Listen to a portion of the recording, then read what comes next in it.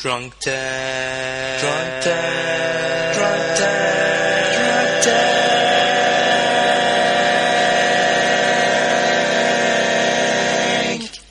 By Rooster Teeth.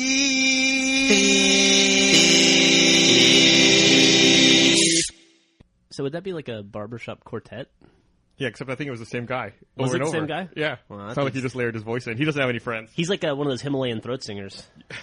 you know why I picked that guy's theme song? Why's that? His name is Nico, Nicco. Oh, so it's like an homage to Nico, who It's sitting right over here. joining us on the 51st podcast today. Hello. So yeah, welcome, Nico. And also, we have an extra special guest, even more rare than the Nico appearance.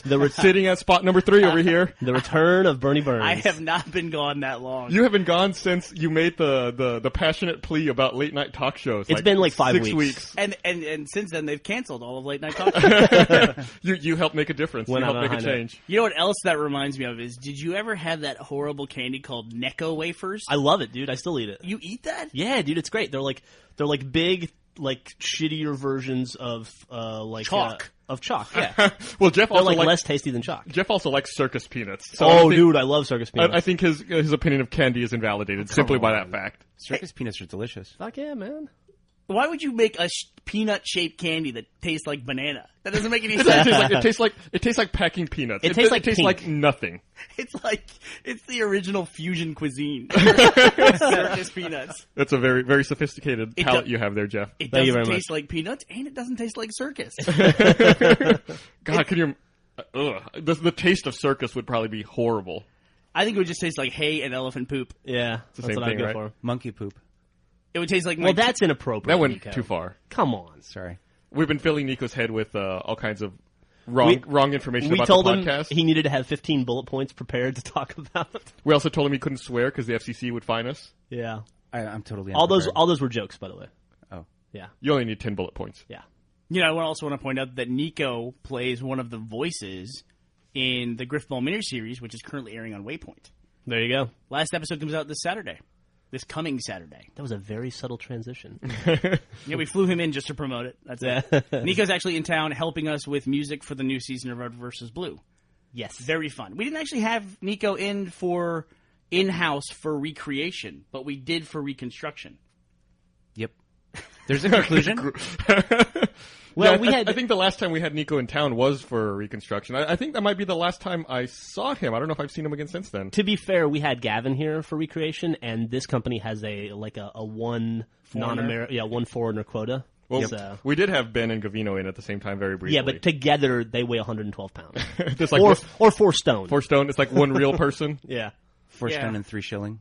there you go. 2 British men is like 1 American woman, essentially, when you combine them together. So how many Frenchmen does it take to make 1 American woman? Frenchmen are in their own class, Nico. You don't need to worry about it. Okay. You're safe. We will not talk bad about you until you've gone home next week. Or unless you say something to annoy Gus. And then we're gonna talk shit about you You're, so much. You're in what we call the Jack, Gavin, Joel seat, which is the seat of shame and ridicule. Oh, cool. That's Yeah. that's the seat. That's the focal point of my anger. Is directly behind me. That's probably why he's staying so quiet. Hey, Nico, you told me yesterday, and hopefully this is for public consumption, that you have quit smoking. It's true. Do you have to give up your French citizenship if you stop smoking? No, it's in jeopardy right now, but so long as I promise to chew Nicorette gum at least once a month, I think I get to keep it. I bet you can compensate with increased wine consumption. I think it's like one of the clauses. I bet, Nico, that I can get you smoking again before you leave. Okay. Why would you do that? What's wrong with you? Why not? I don't like to see Nico quit. He obviously loves to smoke. Yeah, he loves It's to part of his smoke, but identity. It's good for him not to. Is it? I That's don't like know. the It's not first- good. It's not good to shock your system like that. Is it? You gotta slowly wean the cigarettes out of your system over 20 or 30 years. Go down, like smoke a half cigarette less each year, and by the time you're 90, you'll be dead of cancer. I just don't think also it has the same aesthetic to imagine a Parisian cafe with a bunch of surly French dudes chewing gum. I'll bring candy cigarettes next time if you want. There you go. Do they still make those? Those are Yeah, fucking they do. awesome. Hell yeah. I almost bought some for my kid the other day, and then I thought, what kind of fucked up No, message no. is this I don't know. I was going to say you and I had refrained. candy cigarettes and we turned out fine, but you're trying to encourage him to keep smoking, so maybe it did affect you. See, maybe it did.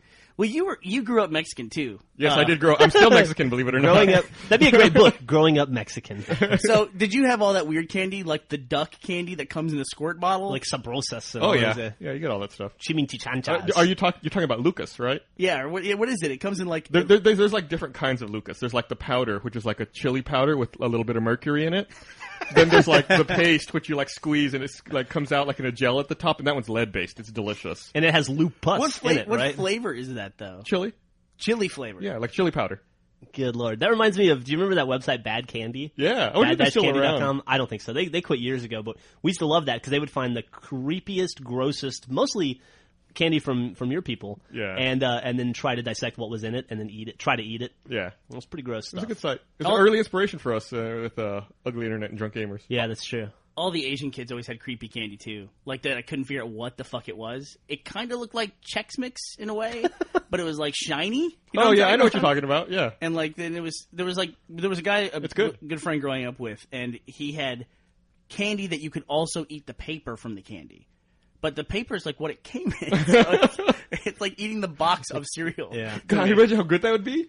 Like if the box was made out of graham crackers and you like had cereal, you're like, hey, you know what, this needs some graham crackers. Like tear off the UPC code and chomp on it. Or if you could just like open the top of the box, pour the milk in, and just start chewing. Oh, that would be awesome. You can do that with like those... the little single serving ones. Yeah. That would be cool. Did you ever have that camping trip where you'd cut them open and you'd use the box as the bowl? Yeah. They had a Chinese New Year celebration at my kid's school the other day, and they handed out this like heart-shaped plastic container with some white gelatin shit in it with little like floating squares of something in it, and all the kids were grossed out by it, but my daughter like flipped for it, and she took the candy from all the other kids, and she came home with like 20 of them. Nice. That's a fucking big day. That's My a score. fridge, my fridge is full of these things. What is it? Have you tried it? There's no way I'm eating that. She seems unaffected by it, but I'm not going to touch it. You're a baby. Yes, absolutely. I feel that they should make a candy eating contest as part of the Olympics next time. Why not? With the Winter Olympics? Yeah. Yeah, they got snowboarding, right? Or as I like to call it, the fake Olympics? Dude. I was laughing this whole time. I've been really annoyed by all the Olympic coverage, and I thought it was all really stupid. And then, like, on the last day of coverage, I was like, oh, thank God, they're finally done. And I was like, what, they have 2 sports left? I was like, oh, they have the hockey final, and they have this other thing. What is this? Oh, 30 miles of cross-country skiing. That's a real sport. Anybody who's like the fastest at cross-country skiing for 30 miles? Okay, that's a hard motherfucker. Oh, And so you're saying that's legitimate? That's real. Oh yeah, Okay. and they ratchet up the difficulty by letting skiers change their skis every like lap if they want If to. they want to, yeah. If they want to, and then they gotta like catch up. That was Yeah, they can awesome make to pit watch. stops. I saw some guy like try to make a pit stop, but his coach hadn't told the pit crew, I guess, that he was coming in to change skis, so he just wasted time because he came off and couldn't change skis and had to get back out there. They were they time it too. 6 seconds is considered a good time to change skis and get back out on the course. That's a real sport. It's pretty impressive. Not snowboarding or curling or any other Dude, shit. that you can talk shit about snowboarding, but the snowboard cross thing they had was awesome. What was that? That was like a track with a bunch of jumps and stuff. It's like motocross on snowboards, and it's like 4 people go out, and it's like 4 people go out, 3 people come back. no, seriously. It's like it's basically like if you can stay on the board, you get a medal, and nobody can. It's just like I watched a dude crash so hard, he covered the ground in blood, just busted his face all up. It's Nice. super That's dangerous. awesome. Yeah,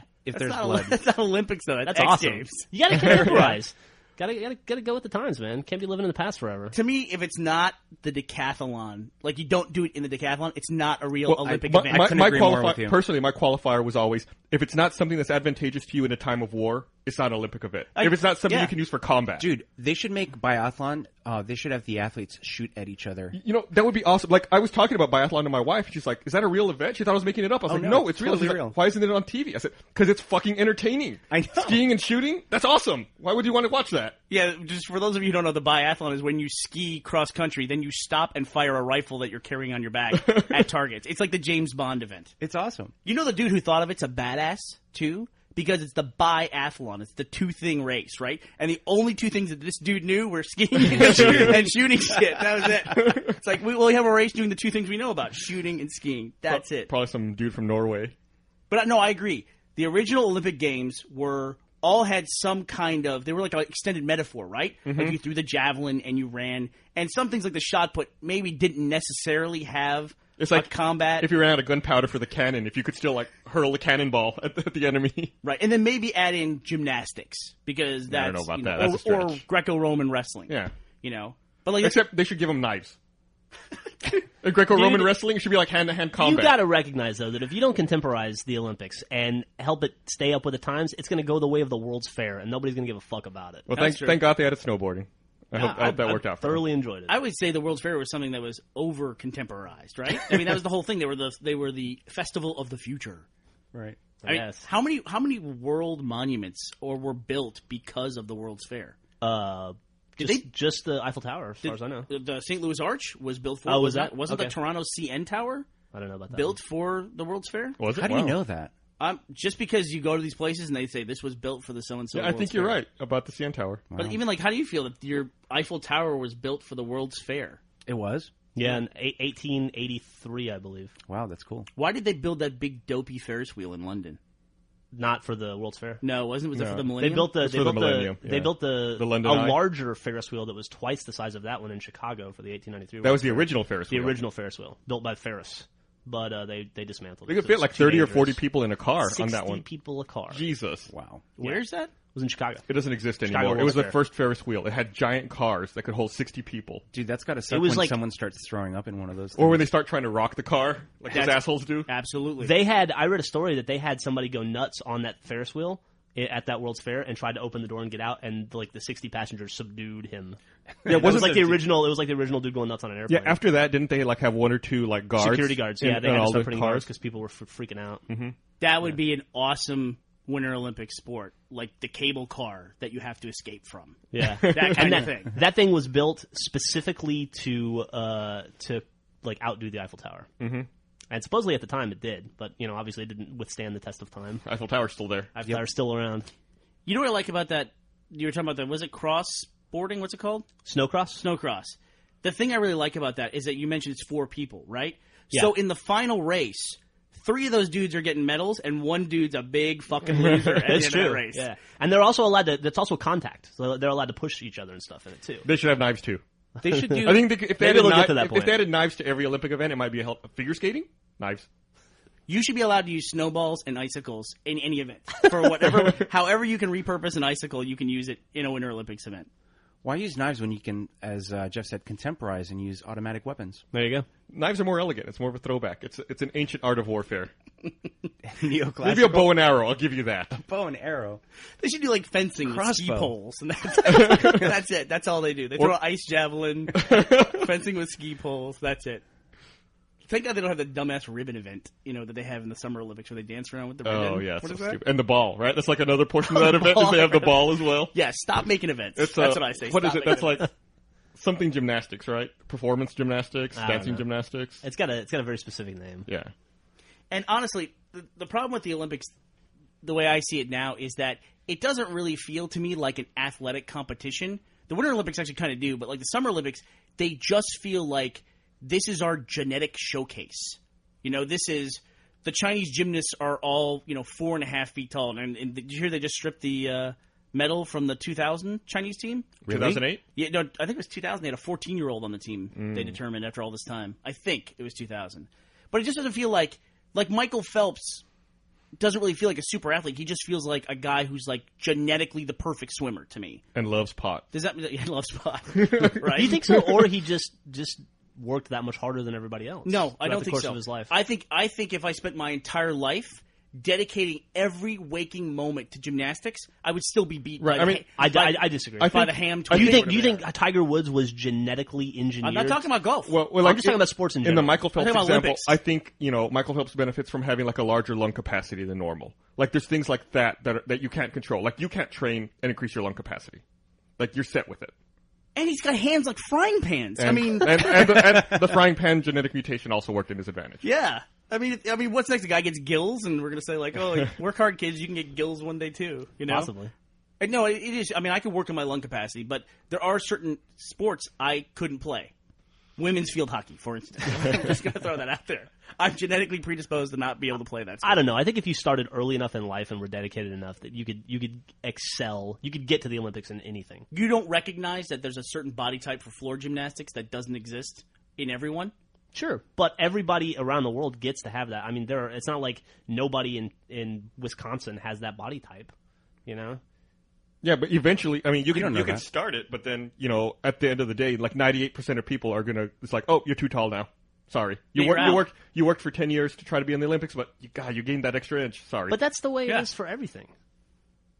like Like how many short models are there? You've got to be tall enough. You got to be a certain height to be a Yeah, but supermodel. it doesn't preclude you from actually physically being able to do it. But there's like the running back. There's for, always say, an like the Bengals who's 5'6". But there's always an exception to the rule, like There's a Spud Webb, Webb. right? Yeah. Yeah. That's basketball. Rondo you or- have yeah. that kind of thing, but in the Olympics, it's 5 people from the country, and that's it. So you're gonna end up with those people, I guess it's far harder to have the exception of the rule, is what it boils down to when it comes to the Olympics. Sure. Yeah, I mean, it's like you look at any kind of sport, it's usually at least people from within the same continent competing against each other, and there's big teams like soccer or basketball here as that is an example. The Olympics, it's one sport, and it's the 5 people who are best at that sport from those specific countries, And the people who do have those weird genetic variations, they exist, they don't get medals. They're not in there competing. I don't know. The American bobsled dude that won the bobsled for America was bigger than Jack. Yeah, Did you see that guy? Did you see them pour that dude into that suit? Yeah. He was working with a bunch of. He was. All of his teammates looked like Superman in spandex, and he had like the Jack Patilla gut. They needed Dude the won a extra, gold medal. They needed the extra weight at the tip of the bobsled to get it going extra fast. There's got to be something to that, right? There's got to be, right? Like a big dude on a luge would be incredible. They're like, you got to pound the 6-pack before we go out there. we need the extra 72 ounces of liquid weight. He gets tested for Twinkies. That didn't seem to come up at all this Olympics. What, Twinkies? Testing. No, testing. Yeah. Yeah, I don't know. They didn't talk about. I watched the Olympics every single day that it was on, and and they never talked about it. Didn't watch a second. I went to Vegas 2 weekends ago, and I accidentally watched some curling. I didn't see any curling. I heard that there was like, I guess there's a curling league here in Austin. And this past weekend, they had an event where people come out if they want to learn more about curling, I guess because of all the Olympic hoopla. And they had it up at the Old North Cross Mall at the rink there. And they said that 700 people showed up. Oh, wow. That's Next crazy. week, there's going to be 7. Yeah, we'll see. They're going to have 800% attendance the week after Olympics. Speaking of of a curling league, I walked in on something really weird last night. After we, it's not that fun. We all went out to dinner last night with Nico and Corey and everything, and then you guys all went home to your families or whatnot. And Griffin and I went out on a date, and we went to this bar over on the east side called Scoot Inn. It's like the oldest bar in Austin, I guess. And they had we walked in on the skee ball league. They have a skee ball league at this bar. They have 2 skee ball things, and there was like 30 people, and they had clipboards and score sheets, and they were taking it super seriously. It was very entertaining to watch. Did you get in there? No way, dude. They were pretty serious. I didn't want to get involved in any of that. But I appreciate the fact that there is a skee ball league in Austin. Should totally be an Olympic sport. It's funny. I went to Ship here, right? Why not? the Spring Olympics in 2016. Skittles. I went to the highball with my wife a couple weeks ago, and she saw the skee ball machines there. She really wanted to play. She wanted like a fake mustache or something. It was like 20 tickets. But really? the same thing. Like the line was like super long. It's play weird. Skee ball there. I went to roller derby, the season opener the other night, and they had a skee ball thing there, and Millie wanted to play, but there was like 40 people. Millie was a fucking innovator on the video games there. Oh yeah, during halftime, she wanted to go to the arcade section, and she just like naturally there was a Time Crisis 2 machine next to an Arctic Thunder machine, and she jumped in the Arctic Thunder machine and grabbed the steering wheel, and just like I didn't say anything to her at all. She just reached over and grabbed the gun from Time Crisis and started just shooting at the boats. That's awesome. Like it was the most normal thing in the world. I was blown away. It was the proudest moment of my life. A natural probably. born pirate. Yeah, pretty much. Got the instincts. Didn't realize there were no quarters in either machine, but that didn't seem to slow her down. Oh, well, it doesn't matter. All right. You mentioned the highball. Yeah. And I guess this is going to be where we talk about local businesses part of the podcast. Great. I love this. I love this part. It's my favorite part of the podcast. I know you do. We've talked about the Alamo Draft House Theater before. The Highball is the bar that is owned by the people who own the Alamo Draft House, which is great, except for one thing. They put the bar in the same fucking shopping complex as the Alamo Draft House, which already didn't have enough parking. Yeah. So now it is literally impossible to go there. As long as you like drop in from the sky and you don't drive your car there, then you're okay. Yeah, like when I went to the highball the other day, I pulled in the parking lot and it was there was not a single goddamn space. And I thought, it's going to be impossible to get a table here. Yeah. And eventually I parked like 2 blocks away, walked over. I said, in my head, I was like, I don't even know why I'm walking here. It's going to be impossible. I'm going to have to wait like an hour to get a table. Walked in, half the place was empty. Really? Because they couldn't accommodate their own parking. And I came in, I was like, okay, I guess I'll sit immediately and eat. it seems. I think their overall corporate strategy is to force everyone else out of that shopping center. It must be, right? Sure. Even if they do that, I don't know they're not going to increase their parking. Those other businesses can't take more than 5 spots total. Is it legal to, in a shopping center where you all share parking spaces, is it legal to mark off spots as for your place only? If it's in your lease. Yeah, if it's in your lease. If you're in your lease guaranteed X number of parking spots, then you can do that. And but you can be towed and you have no recourse, right? Right. Dude, but come on. You've seen the other businesses in that shopping complex. That fucking Casa Garcia has so many spaces. Yeah, I know. Marked off. Well, there's like a sub shop, a fabric store. The sub shop's smart. They're drive-through. They are. There's like 5 fucking. Well, they were there before Alamo was. Yeah, and they recognized that the parking was shitty back then. 5 thrift stores next to each other, all in one block. Yeah. And then like a religious bookstore. I don't see a lot of traffic going into that place regardless. Well, you have to wonder, too, like, if you run a business like that and you think, oh, wow, they're building an Alamo here. That's going to be cool. That's going to cause a lot of foot traffic. What do you think the turnaround time is before they absolutely hate having that there? They must have... 30 seconds. You know what, though? I bet, if anything, they might appreciate it more because the previous business in that Alamo probably was worse off for them. Like, that was an H-E-B before it was an Alamo Draft House. It was? Yeah. And so they had people... H-E-B's a grocery store. Yeah, they had people going to the grocery store from probably 8 a.m. till 10 p.m. packing that parking lot. Alamo, at least, probably doesn't start to fill up till 5 p.m. Yeah, they had shopping carts. Yeah, and shopping carts and all that nonsense. All right, never mind. Alamo's doing the right thing. But how much business do you need to do with one of those stores to legitimize using their parking spot? Like, if there's a McDonald's parking spot, can you go in there and, like, buy a French fry and park there? I don't think McDonald's will sell you a French fry. I'm sorry to break it to you, Nico. Oh, in France they can. It's part of the treaty. You just you order Le Fry. They just call them fries. They can order as much as they want. Us fries. What do you call French fries in France? Freedom fries. Are they pommes? Actually, no, they're called frites. Are they? Frites. But what's funny is when McDonald's first moved to France, in French, mackerel means it's a kind of fish, mackerel. But in slang, a mackerel is a pimp. It's not a very pretty word to use, and a Big Mac essentially means big pimp in French. And so there's some conversation as to whether they should. It's just like when people talk about macking and pimping. It's the same thing. It's true. It's a crossover. It's all connected. It's a beautiful language. Totally changes the branding if you think of like Grimace as a pimp. He wears purple. I could see some gold chains on Grimace. He's got the fry guys as his like little his little stable of. Are that still a property? Like. Do your kids know who Grimace and like the Hamburglar and all that stuff is? I don't know what Grimace is. What the fuck is Grimace? But I mean, are they familiar with them? I haven't been to McDonald's in years. Do they still push those brands? I have no idea. Right? I thought those were part of Burger King. Yeah, No. my kids watch TV and I'm amazed by they still have a lot of the same advertising. Kid advertising hasn't changed at all.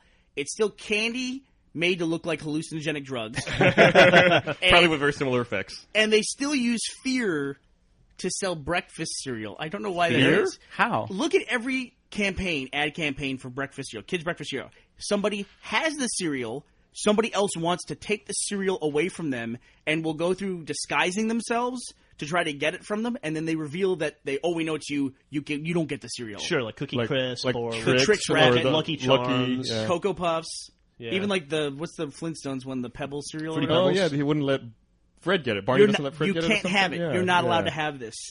Is that brilliant exclusivity or marketing. something? It's all the same. You can only have it if you're good enough. Yeah. What's the cereal in your house? I guess the Kicks, that stuff. Kix. Kix, all right. Super Kix good. boring. Yeah, I Yeah. like Kix. We're a Captain Crunch I'm pretty boring family. though. Captain Crunch is good. You don't like Crunch Berries? I hate Crunch Berries though. I don't mind Crunch Berries. Frozen waffles. Frozen waffles are good. Yeah, kids like frozen waffles. One of my kids will actually eat the waffle frozen. There's nothing wrong with that. I used to do that. No, that's weird. That's No, gross. that's weird. That's No. weird. Yeah. That's totally weird. We're It's all right. spending a lot of money to fix that. If only you could find a way to toast them in the box in the freezer. Man, I'll tell you what, working with Geoff now for 12 years, however long it's been, has definitely prepared me for having kids at mealtime. Because going out to lunch with Geoff, where he can only eat in 3 locations and doesn't eat foods that are white and doesn't eat foods that touch other foods and all that, prepared me for having picky-ass kids. My wife is constantly amazed by your not wanting to eat anything white rule. And like out of the blue, she'll be like, "So white rice, will Geoff eat that?" And I'll be like, "Yeah, Jeff will eat white rice, but it's white." I prefer not to eat white rice, though. I prefer, like, brown rice. White? Okay. Can I ask? Yeah. Why won't you eat white stuff? I don't know, man. Is it like reverse racism? No. I really don't know what it is. It just creeps me the fuck out. Like, anything that's white and goopy. You think that people just put cum all in your food? Yeah, no, I don't even know all if it's like a jizz factor. It's just like Jizz factor. Marshmallows? I'm not a big fan of I marshmallows. wonder if that website's taken. JizzFactor.com. Jizz Factor. I bet JizzFactory.com is taken. Like I can stomach marshmallows like in hot cocoa and stuff, but I would never like eat a marshmallow on its own. I wouldn't know why you would do that. Not a lot of people would eat marshmallows Yeah. on their own. Like a know. sandwich? A marshmallow sandwich I probably wouldn't have it with in a Wonder sandwich. Bread. By the way, don't go to JizzFactor or JizzFactory unless you're. Please, if you listen to this podcast, do not go to either of those websites. Don't link dump those. Yeah. They give a whole new meaning to link dump. Don't go there. Big surprise there. Anyway, I have to say, in my defense, though, I have really expanded my eating palate over the last 4 or 5 years. I gotta give you that. Yeah. My wife has really forced me to eat new foods. You sound like you're embracing it wholeheartedly. Well, she told me when we were getting married, she said, "I'm going to marry you, but there's one thing we have to talk about." And I was like, "Okay." I thought it was I didn't know. And she said, "I'm not going to spend the rest of my life married to somebody who won't eat a fucking thing. So you're going to have to learn to like new foods." And so I've made an effort. Good for her. I'm up on Indian food now. I like most of the Asian cuisines. I can't believe you're eating Indian food. We've had a lot of. We had a lot of ups lot and of downs. problems about this in the A lot of past. downs and downs with Yeah. Indian food in the past. How come? It's delicious. Yeah, I agree now. Yeah. I just had to find the right place. Jeff's finally not 8 years old anymore. Yeah. You know, I went through a period where I was a vegetarian for a while when I was like 6 because I was too lazy to chew meat. That doesn't surprise me at all. I was like, oh, this takes so much work. How do I just eat vegetables? You know, you guys were talking, speaking of lazy, the other week on the podcast, you were talking about having a disc changer. Oh, that'd be so sweet. A disc Wow, changer? thank you. I was so outnumbered in that. And also, like, Resident Evil 5 came out like as a game on demand. Oh, great! Now I have two choices. I can play Battlefield 1943 or Resident Evil 5 if I have the wrong game in my 360. Yeah, the games on demand thing is pretty cool, except it's not quite as convenient as you think because I was downloading, especially if you're wireless. It takes a long time. Yeah, you could take 2 days to download a full game. I don't know if it's necessarily that you're wireless. I feel like their service is slow. Is that what it is? Yeah, because I mean, if you think about it, if you're connected on a G network, you could have 54 megabits of throughput. If you're wired, it's only a 100 megabit network card on there. Why can't they set it up like Zune Marketplace where you can stream immediately? I know, right? You should be able to download like 10% of the game immediately jump in. Fable kind of has that. You know, Yeah, they do kind of. You're right about that. WoW does that.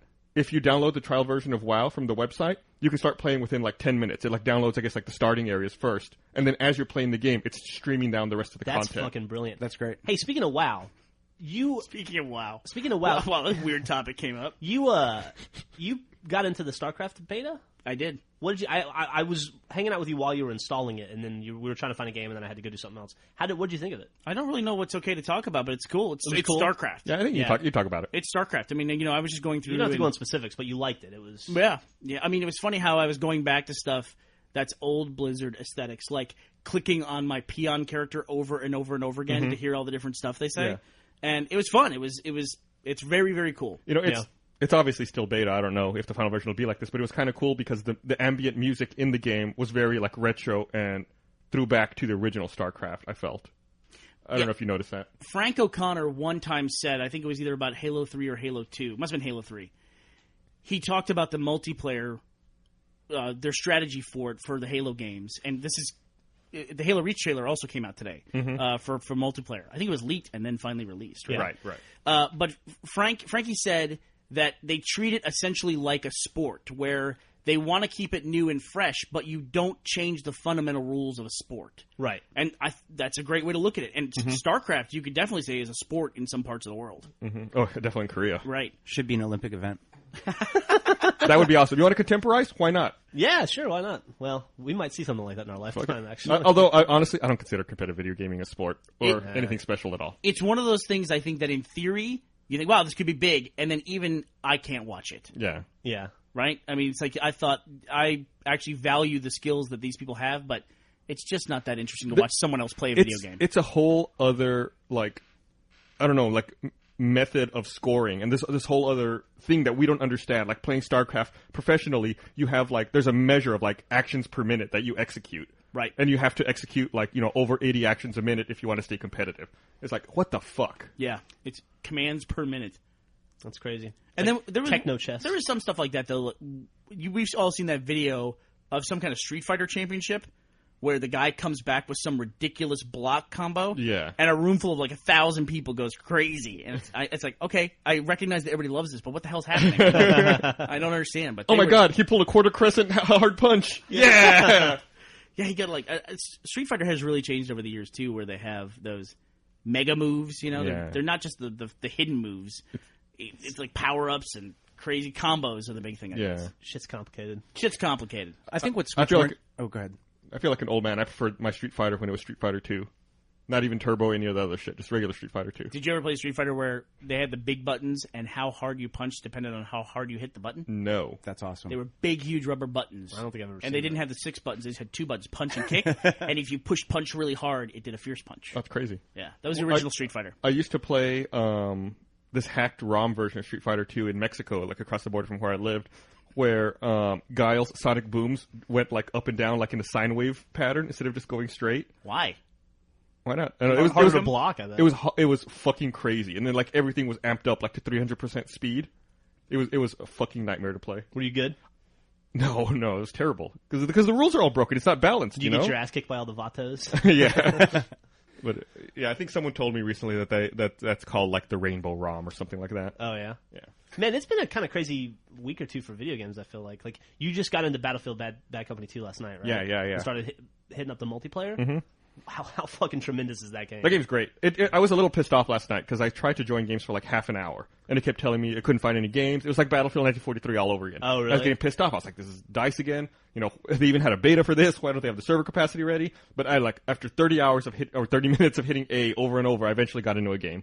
Man, I haven't had that problem yet, but and that sucks. But that game is But then fucking... I got in, and it was worth it. I quickly forgot 30 minutes of frustration. Dude, there's so many cool mechanics to that game. Mm-hmm. Like the whole marking enemies so the rest of your squad can see Marking it. is fantastic. And like in the rush game type where you have this giant map, and as you take objectives, like the battle shifts and just moves down the map. Yeah, there's like an A and a B objective, and you have to take it while they defend it. And if you take it, they have to retreat to a second A and B. Then you have to take that. Then they have to retreat to a third A and B. And then just you keep take moving that, down.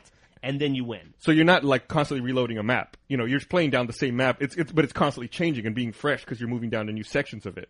It's really. Did you fly a UAV at all? Yeah, I flew a UAV. That's fucking great. Flew a fucking helicopter. There's a jet ski. I didn't get in the jet ski. You didn't get the I saw jet one. ski? Yeah, man, that game is super fun. And then it's kind of like Modern Warfare, where as you level up, you get access to more weapons based on what you use. It's almost like classes. Even early on, you can like customize your class and change the weapons you have. So you still get like that from Modern Warfare, where like everyone has a diverse like weapon set that they like, and they're falling into their niches. And you always want to play with a medic who's got the defibrillator Yeah, unlocked. Jesus, I feel like I'm playing the game right now. Good. it's really fucking fun. It's really great. Really great. I always thought a fun game type for Halo that they could add on pretty easily would be kind of a meta game like that, where you had a big map and then you had choke points along the way, which were arenas, what we call multiplayer maps now. And at the end, like, you'd start in the middle and you had just a normal firefight Team Slayer game, and then if you beat that team, you push them back that's to their interesting. base, and then Yeah. you had one-man assault going their way. That's And so, really, yeah. like, you'd win, like, over the course of a couple maps. So you have to win like a death match or two to get to the point where you could do an assault and then like Exactly. blow their base up. And blow their base up. That's and then awesome. Then you win. That's Or- fucking awesome. Or they push you back this way. Yeah. Somebody should put you in charge. Sure, why not? Hey, I hear there's some openings in Activision right now, or at Infinity War. Yeah, what's up with that? Yeah, I don't know. I don't think the whole story's come out yet, but I guess a couple of people were let go for insubordination. Is that what it was? The Insubordination? it was like the CFO and the CEO, How the right? fuck do you fire a CFO for insubordination? I don't know. It was in the Activision's SEC 10K filing. And then Really? immediately after that, they announced that it was Sledgehammer Games is now developing for Call of Duty, and they're developing action adventure Call of Duty. Right. No. I mean, I think you're skeptical, but these are the Sledgehammer games. These are the guys who started the studio that made Dead Space. Which Yeah, is no. a really I know. phenomenal game. Yeah, Dead Space is a great game. I don't want. I like Call of Duty, and I like that there's a Call of Duty a year. I worry that they'll oversaturate if they put out more than one game a year. You know what I mean? I can see guess that- I if can the see that. gameplay's different enough, then maybe that won't be the case. But I can see that concern, but I mean, hopefully they'll keep it fresh. I mean, how long's the Xbox been out? For a little over 4 years, 4 years and 4 months. There are 6 Call of Duties on the Xbox now. But didn't they start with Call of Duty 2? Yeah, and then they went back and added Call of Duty 1 to XBL. XBL. We haven't talked a lot about the arcade lately, it seems like. It's been kind of an arcade dry period, right? Although Toy Soldiers came out this week, which is supposed to be a pretty good game. Perfect Dark's coming out soon. Tecmo Bowl's coming out soon. There's a lot of stuff on the horizon. I'm excited for that Tecmo Bowl game. I am too. Not to derail our Call of Duty conversation. No, I think as long as they manage the process, like as long as they manage the franchise appropriately, and they have someone, people in charge looking at the big picture, it'll be okay. And I'm not very scared about it. It's a big cash cow for them. They're not going to want to fuck it up. Yeah, it's a good point. Like reading that filing. I just don't want it to go. I just don't want to go the route of like Guitar Hero, where they're like, how many Guitar Hero games are there? Nobody knows because they come out with a new game every quarter. Yeah, I mean, but that's also because they started making Rock Band games. That's like saying, oh, well, they make a bunch of Bad Company games too. That's going to dilute the Call of Duty series. That's not necessarily true. But you can screw up something by servicing it too much. I mean, Guitar Hero, what is it? Guitar Hero Aerosmith, Guitar Hero Metallica. There's like every band has their own Guitar Hero. Yeah, but that's a music game. There's Band Hero. There's no such thing as too much music, right? Yeah, I guess. So, who made Band Hero? Band Hero's not made by Neversoft, is it? I don't know. It's a Guitar Hero property, though. Is it? Yeah. Jesus. Band Hero is the more family-friendly version of Guitar Hero. It's their competitor to Lego Rock Band. How do they make it more family-friendly? It's a different song selection and like more, I don't know, kid-friendly graphics and stuff. Guitar Hero's all like safety pins and mohawks and nonsense. Ooh, no. Yeah. Not safety pins. I'm just saying. That's like French preschool. They teach that stuff. Like, I think Band Hero's more like Smash Mouth, and like really super poppy, Speaking of Smash Mouth. family-friendly stuff. Yeah, speaking of Smash Mouth, that was a funny skit on SNL this week. I was not a fan. Neversoft did develop Band Hero. What the motherfucker? I was not a fan of this week's SNL, but the Smash Mouth skit was fucking awesome. I agree. It was not a good episode. The opening skit had a really funny premise, and it was not done well, which was that Quincy Jones was announcing We Are the World 3 to address the catastrophe that was We Are the World 2. Oh, that's terrible. Which I thought was pretty funny. It was a funny premise, but like you said, it wasn't executed well at all. It was the first time I ever saw. You're gonna disagree with this because you hate her, but it was the first time I saw Kristen Wiig in a skit I really didn't like her in. What was that? She played Gwen Stefani, and I thought she did a good job, actually. I didn't. I asked because that's the only thing I saw, and I thought she did a great job. Oh, did you? Stefani. Yeah, I just didn't dig it. You got a Gwen Stefani thing, though. No, I don't. Yes, you do, don't you? No, you don't find her attractive? Not any more than any other famous hot chick. Okay. I don't have like not any more than any famous hot chick. Any other famous hot chick that I want to bang and marry and fall in love with. I thought you did. I thought you had a real thing for Gwen Stefani. Not really. I have more of a thing for Kristen Wiig than Gwen Stefani. Oh, well, there you go. Kristen Wiig is hot. Two of your favorite things came together. That's true. You should probably take down your Gwen Stefani poster if you're going to keep up that ruse. I hope she's not listening. I was working late Friday night, and one of the sites that Jeff and I go to quite often is a site called whatwouldtylerdurdendo.com. wwtdd.com. Yes. It's just basically, it's like a good version of Perez Hilton, essentially. Yeah. Or more geared towards, I guess, people like a us. more sarcastic version of Perez Hilton. Yeah, very snarky. Not snippy and bitchy, but like funny and snippy and mean. Yeah. He put up a picture on Friday night of Marissa Miller. Is she the Sports Illustrated model? Yeah. Mm-hmm. It almost melted my computer, I'm pretty sure. That was unbelievable. Did you know what I'm talking about? Yeah, I saw it. I had it up like at a thumbnail on my desk, and like people from across the room would go, "Hey, Bernie, what are you working on over here?" So did you see the new photos that he put up of Ice-T's wife Coco? No, she's awesome though. These are really high class photos, and you should just check. They're also super photoshopped. Yeah, it looks like she's painted over on top of herself. Yeah. Is that why you moved your computer out of the back room, Bernie? You couldn't stand being alone in the same room with the picture of Marissa Miller? No, we have, and the reason why I've been away from the podcast too is we're just on a hellacious production schedule right now, and I just had to move into the main room because I needed to be able to grab people whenever it came up, And Jeff's working on Achievement Hunter stuff now, and so he's not available all the time, and so I needed to have some focus, for everyone on what we're doing right now. Yeah, so you're out in the main room, and what used to be your computer, the podcast computer, this is Jack's computer. Yeah, he moved back here where I was. Yeah, so we had to kick him out today to record this podcast. The Jack free zone. This company's all segregated now. Achievement Hunter's hiding in the back room. Pretty soon we'll be hiding as opposed to being hidden in the back room. There you go. Well, sorry, I'm looking at a picture of Marissa Miller. So I'll be back with you in a moment. You mentioned it in passing, but the Halo Reach multiplayer trailer came out earlier today. Yeah, with jetpacks. Yeah, jetpacks. It's interesting. It looks. And I think Bernie and I had the same reaction that man, that picture is so hot. I can't stop staring. All right, we need more women on this podcast. What was I saying? Oh yeah, the trailer. Yeah, the jetpacks. That's interesting. I think Bernie and I had the same reaction that it reminded us both of Tribes. Well, that was the first thing I thought of. Yeah, but Halo with jetpacks is going to be incredible. Now they just need to add some grappling hooks, and I'm upset. Honest to God, I don't remember the grappling hooks from Tribes. Maybe I'm crazy. It's kind of hard for me to wrap my head around. Actually, that it's I don't know how I'm going to play Halo with a jetpack. It's going to be crazy. Yeah, I wonder how that's going to work. I wonder if it's equipment, I guess. I don't know, or class based. There is yes, there. I don't think they call them classes. Based on the trailer, it looks like they call them loadouts. Where you can load out your character before the match, which essentially is like picking a class. And I didn't do too much analysis because I figured, what's the point? I'll just wait an hour, and someone on halo.bungie.org will have a frame-by-frame analysis of the trailer. And sure enough, they've already started that process. Yeah, I noticed in one of the shots they like blurred out the information in the lower left, like who killed who or something like that. I thought it was really weird. Or maybe how they killed them. Right. Could be interesting.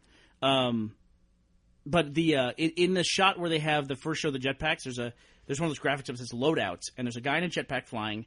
There's a guy who's semi-invisible, it looks like. Yeah. Like he loaded out some kind of stealth package. And then there's another person running much faster than everybody else. That they've, maybe built their armor for speed. So it looks like there's going to be classes, and, I mean, they can't hide the jetpacks as a class, right? Clearly that's something different. Yeah, absolutely. But it looks like there's going to be a much more customizable version of the game across the board. It's going to be super interesting. There's a fight in World of Warcraft with jetpacks. Maybe jetpacks are going to be in every video game from here on out. It's possible. Which Dark fight is Void that? just came out. Jetpack game. Gunship? Ice Crown Citadel? Oh, I haven't done any Ice Crown Citadel. Is that above you, Gus? Jetpacks are the new regenerating shield. It's just new. I just haven't played it. I just haven't played WoW in a while. It's amazing how many games now have that regenerating shield effect. If it's not an actual energy shield, it's some kind of like, oh, you're hurt. Just find cover and recover that way. Pretty much every FPS now. Yeah, pretty much. Yeah. Was Halo the first people to do that with the regenerating shield? Yeah, Call of Duty 1, you regenerated health. You didn't regenerate health. But did you have health, or you did you have like that? Oh, it sucks. You just got shot and you were dead. Yeah. Like if you play it on the Xbox Live, to play it on Veteran, you can't. There's no health packs and you don't regenerate health. So if you get shot. Wow. It's hard as shit to get through levels. That's crazy. Yeah. And no jetpacks. Yeah, and no jetpacks on professional or on Veteran. Jetpack should be an Olympic event. Only if they have knives. I've been playing Mass Effect because I started playing Mass Effect in order to prepare for playing Mass Effect 2. Mm-hmm. Big mistake. I told you not to do it. Big mistake to do that. I've been playing Mass Effect now for about 3 weeks straight. How close are you to your 1,000 points or 1,100 points? It's 1,200 points total now at this point that I have to get. I'm very close, but very close means I only have about 8 more run-throughs of the game. People who say you can get 100% of the achievements in that game with 3 run-throughs, they are lying. It's a straight-up lie. It's a straight-up lie. Assholes. No, you can't do it because you have to play every specialty class to get all the unlocked casting achievements, then all the weapons achievements, then with all the different characters, then on different heart. Why 100% it? Why not just move on? You listen, dude. Why you ask me that question? Why you gotta open up that can of worms? Obviously, he's got 100%. He started it. You gotta start. You gotta finish what you start. Exactly right. When's the last game you 100%ed, Jeff? Jeff's a working man. Don't bother Jeff. No. If he's got to finish what he started, I'm curious. NBA Live 07, I just finished. 07, huh? Yeah, it took me a while. Wow, 3 years. Well, I did it. 07. That's 4 years ago, probably. It probably came out in 2006, right? Yeah, probably. Summer, fall 2006. But I finished it. Oh, hey, speaking of which, what are we going to do for Halo 2 shutting down? Let's have a game. Let's hop on with Bungie and play. We're playing April 14th. Here's an interesting thing, because we just talked about StarCraft, right? If they don't have LAN play on these games, they will go away when they eventually shut down the servers that service these things. Oh, yeah, that's a good point. Yeah. And here's a game coming out that doesn't have LAN play, and a very popular game that's about to have its server-based play go away. So what happens? Bungie solved that problem. They made the server code to Myth available to fans. Yeah, I don't think they can do that with Xbox Live, though. This is an Xbox Live decision. Oh, yeah. Yeah. That might be a little trickier. That is a little trickier. Yeah, I was going to say for PC games, you can probably run private servers and do it like that, but for like a centralized service like Xbox Live on a console, I don't think that's possible. And this is another cultural thing where, it'll be a long time from now. And I probably won't give a shit about StarCraft 2 15 years from now. Let's hope I don't. But it'll be one of those things where people who have cracked versions of the game will be able to continue to play it on LAN, and those of us who buy the game and do it the way we should will be kind of out in the cold. Do you think we'll see a phase out of StarCraft 1 multiplayer sometime soon? Oh, no. Not a doing fucking crazy. 10 They years. still release patches for StarCraft. Yeah. They still perform game updates and What are they balance it. patching at this point? They're still doing balance. They're still patching after 10 years.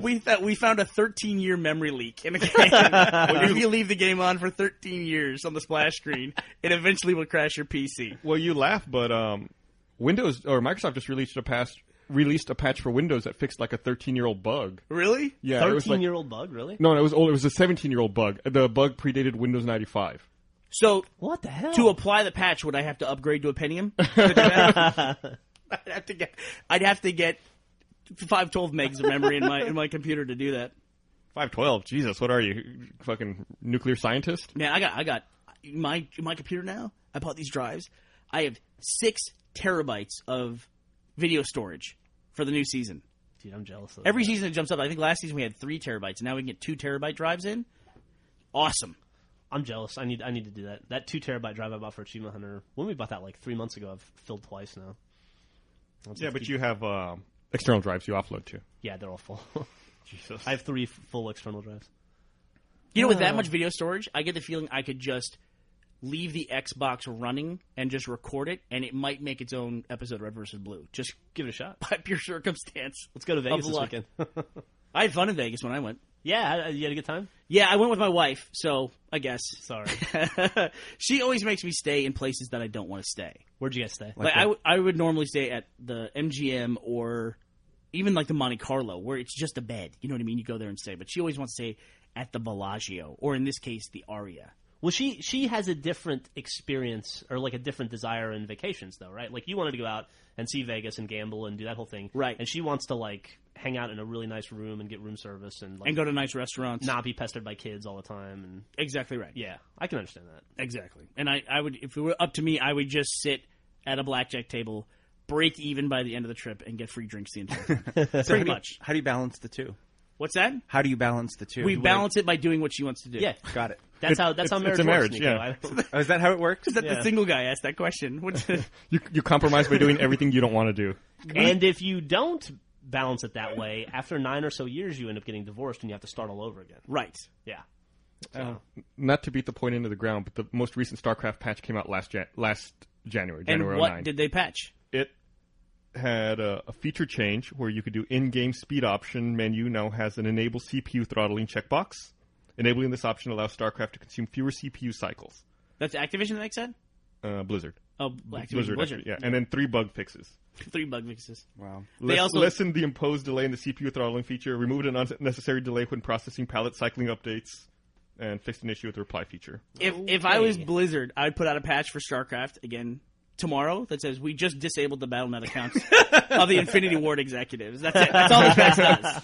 So upgrade to this and they're gone. You'll never see them again. Man, in that SEC filing, they announced Blizzard's numbers too. Did you see that World of Warcraft is 98% of the revenue for Blizzard? Yep. Why is that surprising Up to you? from 97%. It was 97% last year. Why is that surprising in I'm any way? It's not surprising. I'm I think it's surprised. cool. I'm surprised they have 2% of other revenue. Like, Yeah, where are they I know, getting right? What this is other it all? money? It's like Diablo. People still buying Diablo packs, I guess. Hell yeah. Yeah. Those things are still like $40. Are they really? Yeah, the battle chests. At this point, I mean, where does WoW rank in global economies? Gus and I saw an article on that the other day. It ranked higher than a lot of countries, actually. It'd be crazy, like 5 years from now, we find out that they actually ended up buying a country, and that's Azeroth. They just, like, geo-mapped it, and it's actual real people walking around with chips in their head that we're controlling this entire time. That'd be They could fantastic. probably do that at this point. But Okay, it's like saying that Avatar is 100% of James Cameron's income. Of course it is, right Sure. now. Although, who knows what he makes from Titanic still to this day. And aliens. How much is his next movie going to cost? Could it cost $1 billion? I mean, anything's possible with James Cameron, right? And I'll tell you what, he spends $1 billion on a movie, that movie will make $5 billion. Yeah. Could you imagine? You know how all these people are depressed about Pandora not existing? Yeah. Could you imagine if they had a Pandora MMO? Oh wow. You They could should do get it on that. with different classes. They have humans, they have factions, they have pretty much everything you would need for an MMO. Are you looking up what it's up to? Yeah, it was. But too bad the Avatar game itself sucked. I mean, that leaves you with no hope that they'd be able to pull it off. Well, listen, Warcraft's a great game, but it was definitely inspirational material to spawn World of Warcraft. Those two are not related in any way. I guess that's true. Yeah. Just in case anyone's curious, Avatar has now made $2.5 billion. Wow. Yeah, it's fucking nuts. Wow. It's made over $700 million domestically and $1.8 billion foreign. And I bet it was still number 2 or 3 in the box office last weekend. I didn't even check. I should look. It's a great movie. Yeah, Nico liked it. Oh, Loved good. it. Glad to hear that. $2.5 billion. Man, off of $500 million. I would like to point out that Drunk Tank picked Star Trek as the best movie of 2009. Good job, guys. Last week, Avatar was number 4. Number 4. That's the first time I've seen it. $13 million.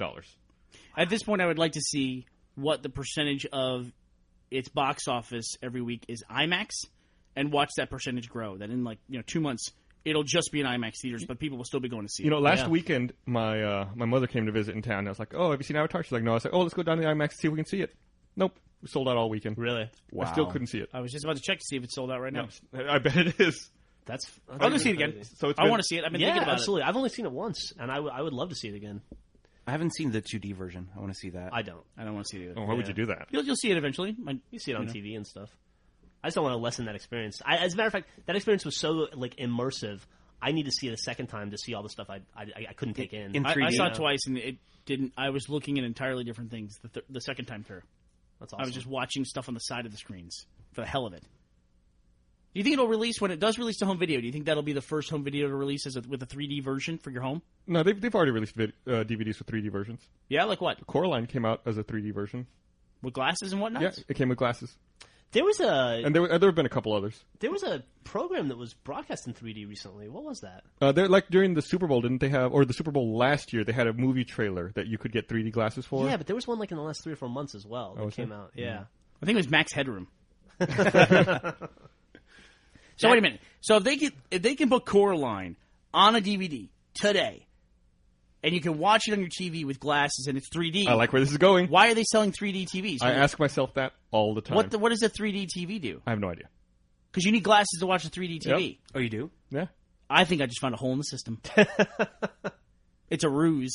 That's a really what? I wonder if the 3D 3D TV upscales TVs? non-3D stuff so that you can watch it in 3D. Oh, that's How would it interesting. do that? I have no idea. How would it possibly interpolate a flat image? It just takes the images and does an offset, and then you wear in the polarized glasses. No. No, that's true. You can take. Yeah. You're not going to build in depth into a flat image. That's a major. Oh no, Computing- that's right. Yeah. You would have to what have you're the saying. source, Especially in a be flat different. screen, You couldn't right? take it. Yeah. Yeah. That'd be that's crazy. Yeah. I mean, computers can't figure out the CAPTCHA on an account sign up. They're not going to to look at a picture and figure out what's supposed to be farther away.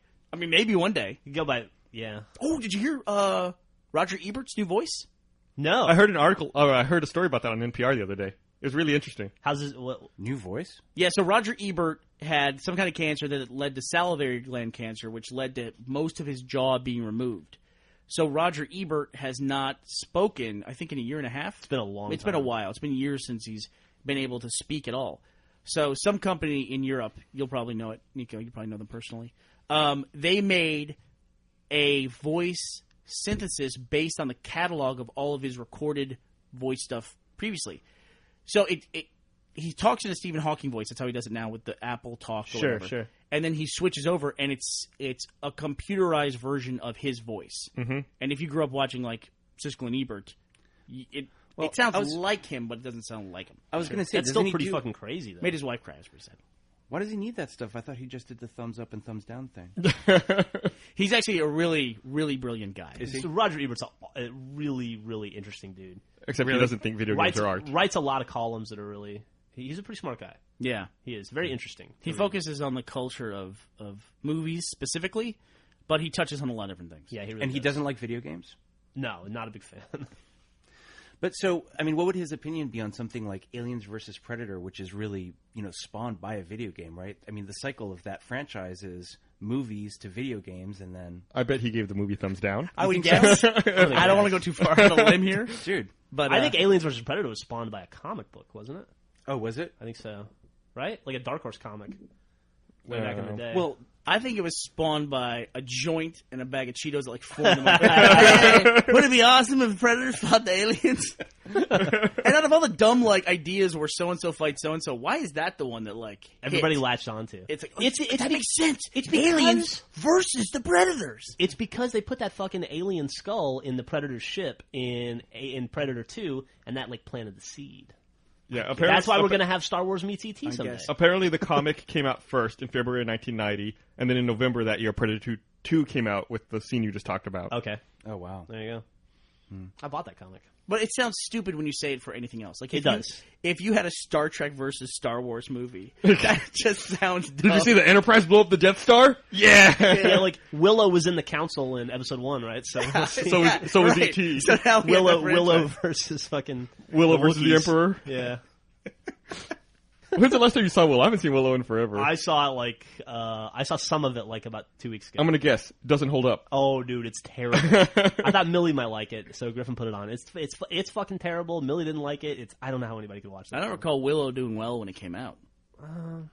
I saw it in the theater. I don't remember if it did. I remember well. they kept trumping it up as like, this is the new franchise. You know, this was going to be like the Lord of the Rings version of Star Wars, essentially, before Lord of the Rings was in theaters. Yeah, I remember it having a lot of hype like that. Here's an interesting conversation I had with Nico. Okay. And I know we can't shut him up right now, but we had a conversation. What do you think has been the most remade movie ever? Oh, I can answer that. Go ahead. Texas Chainsaw Massacre Okay. has to be the most remade movie ever. King Kong. There's been 3 King Kongs. There's been at least 3 Texas Chainsaw Massacres. Do you count King of Kong in there? There's King Kong the original. There's Yeah. King Kong from the 70s with Jessica Lange. Jessica and Lange. then there's the Peter Jackson one. Right. I would say like now if they're going to go back and revisit it, they're going to tell another Superman origin story. Which get over that They origin are story. doing that too. Yeah. Can you look that up, Gus, real fast and see what the most remade? How would you look? I don't know how I'd look that up. Just really like what Google? What's the most remade movie of all time? Jeff What without a is- laptop is so annoying. No, I'm really curious. I think it would be a horror film. I think they've retold the Batman origin story 3 times now. It was part of the Adam West Batman movie, and then it was the Tim Burton one, and then now the Batman Begins. I think one of those for sure. It's what these people are saying is either A Christmas Carol or Scrooge. I don't know if you count that. Oh, Oh yeah. It's been remade like They 20 should, times. I feel that they should remake Rocky 1. That was still the best one of all of them. There should be like a new Rocky one. I'm sure they will. Well, it kind of banked on the ending. You know, they had a really cool ending to Yeah, Rocky, that's true. which I don't think you can recapture with a remake. Yeah, Watch that's Rocky true. 5, man. Rocky 5 was great. I loved Rocky 5. Did you see it? Really? Yeah, I've seen Yeah, it. I thought it was awesome. I stood up in the theater and cheered. Did you My really? wife was so embarrassed. Yeah. Yeah. But fuck, she didn't go up with Rocky. The Like I Guinness did. Book of Records cites Cinderella as the most filmed story, along with Dracula and Zorro. Okay. Okay. Dracula's a great one. Yeah. Dracula's a great one. By the way, you never ever have to tell us that your wife was embarrassed by X. We will just assume that. Oh, It's okay. like- we should come up with a hand gesture for you to say this. So you don't have to like waste the breath. For the thing. And my wife was embarrassed. Yeah, Right, Dracula's a when good that's call, right. man. Christopher Lee made a new Dracula film like every 3 weeks in the 70s. You looked uncomfortable, so I thought I'd help you out there. Yeah, I was just trying to. Gus was helping me adjust my audio equipment. Do That's what you guys call it. do video games ever get remade? Speaking to the mic. What video games have been remade? Pac-Man. Super it Mario hasn't. Brothers. Pac-Man CE. Yeah, Oh, Pac-Man, Prince of CE. Persia. Prince of Persia. Yeah. I mean, essentially, isn't every video game remade and they just call it 2? Yeah. Right? Yeah. Like, is Super Mario Brothers that much different than the Super Mario Wii that just came out? Yeah, new Super Mario Brothers is very like throwback to original Super Mario Brothers. Yeah. Dude, in 6 weeks there's going to be a Pac-Man with jetpacks. It's going to be fucking awesome. I hear it's going to be an Olympic sport. It's true. What could not be made better by adding jetpacks? Marathon. Marissa Miller. It's true. It would burn a butt. Yeah, she'd be able to get away. Awful. Hey, Miss Miller. No, that didn't last very long. Man, that picture could be remade a couple times. I'm pretty sure I would be Hi-yo. okay with that. Man, So that really affected you. that picture of her, I just showed it to you. I'd seen it a few times. Yeah. At that point. Oh, something else I forgot to mention earlier. Sad news. Gene Porter, the man Yep. from Dixie's Yeah. Barbecue, died on Sunday. That is sad. It is sad. It's very sad, and he was a very sadistic person, but I loved him for it. I tried to take Jack up there a couple times, like when we went up there on trips. I think I took Jack there like 2 or 3 times, and every time we went, he was never there. Yeah, And he'll never have the chance to experience that. That now. dude had so much personality. He was. He was Gene Porter was. the man. The man. Yeah, he was the guy who made the hottest hot sauce Yeah, that yeah. we've ever tried. And we've talked about Is it it on the good? Drunk Tank before. Yeah. The hot sauce that looks like a black hole. The hot sauce like absorbed light, and light could not escape it. Can I try it before I leave? It's No, in it's in Seattle. Yeah, Oh. you can Oh, try it cool. when you get back home. Yeah. Yeah. Yeah, go to Dixie's Barbecue in Seattle. It's in Kirkland, I think. It's off of Northrop Way. That's the same thing. Come on. I agree with Bernie. It's east of the water. I don't know that they'll continue to have the man, because the other times I've been there when he wasn't there, there was no sauce. I've been there once when he wasn't there, and there was like another old white guy who was really? carrying the man around. Yeah. Oh, okay. Still not the same expression. Yeah. Watching him make fun of Matt was like. I like how he assigns everyone a nickname, and then he'll call you that the whole time. Yeah. Like no matter how embarrassing it is for you or what you think about it. I was glad he called me Curly. He could have gone a much more mean route with me. No, it was good times. This stuff is so friggin' hot. It almost put Gus in the hospital, and he literally tried just a drop from a toothpick. Not even a drop. I would call it like a droplet. Yes. It was like you could barely see this little particle of death. One of the only times in my life I've ever seen Jason mad. Like, Jason's such a laid-back, relaxed dude, but after he tried the man, he was mad the entire day. And because frowning. he did something so stupid. He had the man on top of his sandwich. He's like, "Oh, this is hot. I'll just mix it in throughout my whole sandwich to dilute it." Yeah. No. It made me sick. You can't dilute that. I could feel it burning through my intestines. I'm down to try this. Oh, dude. It's something you got to do once in your life. Yeah. And maybe not again. I don't know. I think I don't think your body will let you do it a second time. Yeah. I think I've done it twice, and that's it. You only get that over in your body once, and your body has muscle memory. And it's like, fuck it. Yeah. Is it like jalapenos where it hurts on the way in and out? No, as well? it's like the scene Or in is it- Alien where they cut it. And the blood drips down through 8 layers of the spaceship. That's what it's like. That's a very good description. Yeah. I mean, we laugh, but that's probably as close as you can get to describing it. I'm dying to try it. You will be. That's the point. You are going to die. It's just so. It like absorbs light. It's evil. It burns. Oh, light. shit. Jinx, dude. I know. There's no other way to describe it. It is absolute evil in a tiny saucepan that's like 50 years old. Yep. It tastes like, what would you describe the taste as? You can't taste it. Yeah, it's Satan, right? It's burning. Like Yeah. it like peels off your taste buds. So if you guys go to PAX, when most people go to Seattle, I guess would be for PAX Prime. Is that what it's called now? That's what they're calling it Yeah. now. Not PAX West, but PAX Prime. If you just remember Dixie's Barbecue and make a trip out there, it's definitely worth it. Kirkland. Call ahead though. Make sure they're serving the man that day. Yeah, you don't want to miss out. Although I've called ahead and they lie. They tell you That place. That's one of those places. It's like the Soup Nazi in Seinfeld, yeah. where they pride themselves on terrible service. Also, you better know what the fuck you want when you step up to the counter, because they are not going to put up with your nonsense. No, why would they? They have prescription drug calls. Yeah, I once sat there waiting to pay for my food, waiting for 15 minutes for the woman to finish trying to refill her prescriptions over the phone. Yeah. And meanwhile there was a line out the door, and it's raining, and there's people standing out in the rain waiting, and I'm like, can I please pay for my food? And, now? and don't even think Scary about lady. getting annoyed. That lady could shut you up in one look. Nobody said a word. Even the people in the rain were just like, "It's cool." Man, We'll wait. We live in Seattle. We get Yeah, this. used to the rain. So wait, rude and incompetent sounds like Europe. No, there's nothing incompetent about them. No, they definitely know what they're doing, and they do it well. Oh, man. Yeah, sad that he's gone. That is sad. So I had a very strange thing happen. First time for me. Is this when you were looking at the Marissa Miller picture? Or? No. I was Did it gonna move? answer that. The first time I looked at that, I had that's happened. No, I had a conversation on Twitter. I actually had a back and forth conversation with someone. Oh, yeah? With who? Which might be the first time it's ever happened on Twitter, period. I was talking with the Vowel, who's on Major Nelson's podcast. Yeah. And Stephen Toulouse, who's The vowel is E, right? E. And one of the Stephen Toulouse, he's going to be at PAX Prime, by the way.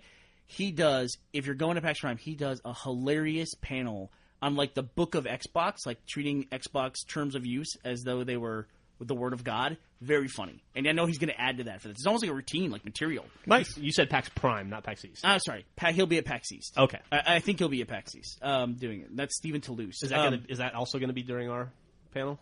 No, Major Nelson's is during our panel, though. Okay. So you should definitely come to our panel, not to Major Yeah. Nelson's. Yeah. Why would you Just go so we there? don't seem like we're kissing everybody's ass. Major Nelson, fuck that.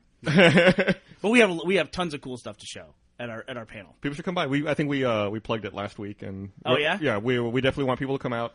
I'm actually worried we're not going to have enough time to answer questions because we might have too much stuff to show. I think that might be a good thing. You should. Yeah, I don't like the questions. We can answer some questions, but I prefer to leave it a mystery. Yeah, just come check it out. I'm very excited about the stuff we're showing off. But this conversation actually plays back to what we were talking about earlier, where we were talking about Siskel and Ebert, and they were commenting, will video games ever have a Siskel and Ebert level of reviewer where they're synonymous with good reviews and a trustworthy source? for the general public, like a broad thumbs up or thumbs down. Mm-hmm. Okay. And once again, tying everything together, I said, don't you think Gabe and Tycho are that? And they said, no, they're not. They're more for the hardcore guys. But what's there in common? And can that come, Jeff? Do you think we could have a Siskel and Ebert for video games? I would say that I don't understand the determination that they're just for hardcore gamers. I agree with that. I think Gabe and Tycho speak to like a core game audience. I think the question is for a more like diverse public, like a place your mom could go to and read a video game review, or a place your wife could read a video game review from, or the guys who play Madden and Call of Duty all day and don't get on the internet and talk about video games. Right. Which is basically 90% of the people who play video games, honestly. Mm-hmm. Right? Yeah, that's the overwhelming majority. Yeah, I don't know. Where would they find that person if they weren't on the internet? Can you have it though? New York Times? I don't know. Can you review? Those people aren't reading the New York Times. Like Ebert has to go in and watch a movie. That's 2 hours done, and he can review it. He can form an opinion of it. You can't form an opinion of a video game in 2 hours, can you? You have to play a video game for 5 or 6 hours Or minimum, or longer, and then like a game like Fallout. Yeah, like and then games that are complex, like Heavy Rain or Fallout, where you have like these branching storylines. It can go in a million different ways. Or even just to complete the plot, if that's an important part of the game. You could spend 10 hours. 10 hours just to finish the main plot, right? Yeah. Mm-hmm. And that's assuming you're actually good at the video game. Right. Yeah. If you're terrible, you could spend days. you could what we call Nico it. Exactly. You could play just surrender. me playing Mass Effect. God, that game, that's interesting. Are you gonna? Let me ask you this. Yeah. You were super gung ho about it. You got about halfway through. It was on your third playthrough. You were still super gung ho about it. It's a grind. Then you came in the other day and you were just super defeated and sad. I'll go away from it for a while, I think. Are you gonna play Mass Effect 2 right after 1? No. That's a shame. No, I'm not going to play anything. I'm going to go to one of my droughts where I don't play things. That's too bad. Mass Effect 2 is so fucking good. great. Yeah. Are you going to get every achievement? Eventually, Mass Effect, yeah, I will. Yeah, So I'm close for enough sure. now to where it's just like plow through and get Do you it. get anything from it? Or do you just get the satisfaction of the points? What are you saying here? Well, are you coming at me? Because come strong if you're coming at me. Well, here's the thing. Like on my PSP, I have this amazing game that's a collection of Atari games, of old Atari arcade games. And if you get all of the achievements, it unlocks 52 Atari VCS games. And those achievements are hard, man. They're a pain in the ass. So you're asking, like, is there an actual reward for getting achievements? Yeah. Like avatar clothes and that kind of stuff, and just Not for Mass Effect, though. Not for finishing. not for Mass It's just to Effect finish 1. it out and say I completed 100% of the game, which I would argue me being able to say I just finished the game and just saying that is pretty much the same as getting 52 Atari games because I would play probably 10 of those for about a minute each and then be done with it. Like, what's the big one you're trying to get from this Atari unlock? Adventure? You could probably get Adventure, Adventure combat? on the web in about 6 seconds if you wanted to. He has a point. Oh snap! I got Adventure's the one with the dragon that looks like a duck, right? It is. Yeah, the duck dragon. And you're a dot. Also, the very first Easter egg I ever saw in my life. What was it? You would go, you use that bridge, and you would cross. You could cross over on the bridge. There's a part in that maze where you can't see where you're going. Like it's like you have to move to see where you are. It's Okay, like a yeah. lantern, so it just A only lantern, shows... like haunted house. Exactly. And you'd use the bridge to cross over, and you'd pick up a little pixel dot, a glowing pixel, Yep. and then you would take that, and you could walk through that barrier wall, and you could see the names of the developers there. Oh, that's cool. Very cool. It's probably one dude. Well, yeah, the developers was one person. programming like a TRS-80 or something like that. Hey, Burnie, you told me you saw Shutter Island the other day. I saw Shutter Island the other day. Should I see that movie? Nope. I shouldn't, right? Nope. Take your wife to see it. She likes Leonardo DiCaprio. That's why I went to see it. Oh, is that why? Uh-huh. I don't think my wife cares about I have him. gotten out of going to see Twilight, but I got to go see Leonardo DiCaprio movies still. I actually don't have that much of a problem with, like, my wife wanted to go see hot guys or chick flicks. It's almost like the other way. Like, last night I wanted to watch this old Antonioni film called La Ventura. It's, You want to watch hot guy flicks? Where are you going with this? No. It's just an Italian film. My wife didn't want to watch it because she'd have to read. Like, she was turned off by subtitles. She only wants to watch movies with, like, dick and fart jokes. Really? Yeah, she just wants to watch dumb, like the equivalent of, like, whatever this year's American Pie is. That's all she wants to watch. Sex Drive. Sex Drive, yeah. Did she like that? I think she liked it okay. Did you like Avatar? Yeah, she loved Avatar, for sure. Because She's going to resent your saying this. I just want to let you know that. She won't read. She won't listen to this. I'll tell her. I have no. I need material for next week. I dare you to listen to it, Griffin. Come on, bring it. Come strong. Yeah. Wow. By the way, I'm working late tonight. But what's coming out? Anything new coming out? The Oscars are this week. Anybody care about that? They're on Sunday. Shit. Is that true? I didn't even realize it was that Somebody on close. Twitter said they were preparing for their Oscar party this Sunday, so That's my information. Didn't a kids movie come out recently that looks really good? Maybe I'm wrong about that. Oh, the flying dragon thing? Is that How to Teach Your Dragon to Fly? Yeah. That's not at all what it is. Jesus. It's DreamWorks, so, who knows what it'll be. Yeah. Somebody also pointed out that the film opening the Tribeca Film Festival this year, Shrek 4. Is it? Is that Yeah. true? That's what once again, Twitter told me that. I get all my hard-hitting news from Twitter. Damn you, Twitter. Okay, so what was the conclusion of your conversation with Stephen Toulouse? Is there going to be a Siskel and Ebert for gaming? No, it was just kind of like an opening thing where we were talking about that stuff, and it made me wonder: can you do that? Like, can you review games? Is it even possible? It does an interactive medium.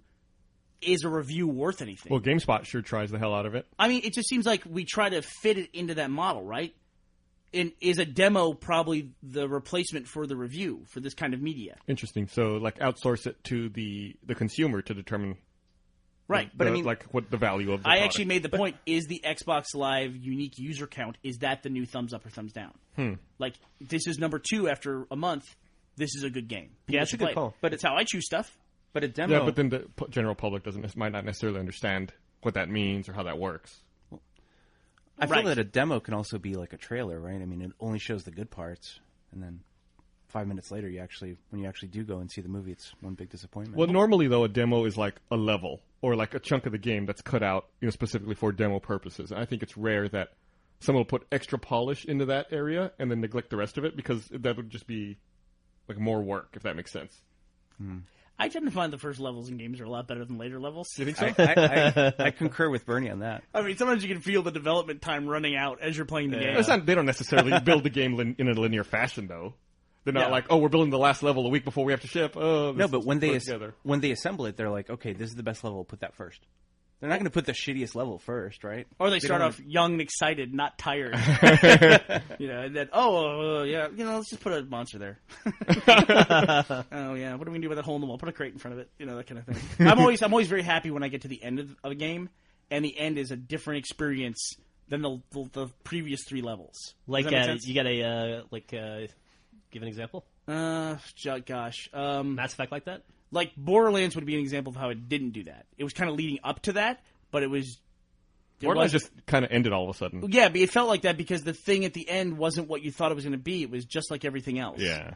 And you run into that a lot. And an example where it was different at the end, I don't know. I'm trying to think of a really good example, but I watched you beat Mass Effect 2. BioShock felt different at the end. It seemed pretty different than the rest of Mass Effect in that you were like controlling squads and stuff. Mass Effect at the end was different than the rest of it too. Was it? Yeah, I mean, I guess to an extent. But I haven't played You're it. you're just allocating squads more than play, but you're still like the But it's core gameplay is still like the same, other than assigning people to certain tasks that you then don't control. Like Mass Effect's a good example. Is at the end of the game. I hope I'm not spoiling this 5-year-old game or whatever it is now. Yeah. At the end of the game, you're like outside on the Citadel in space, fighting across a crumbling structure. Which is a little bit different than invading the same base over and over again. Boy, Mass Effect, man, you talk about a game that suffers from repetition.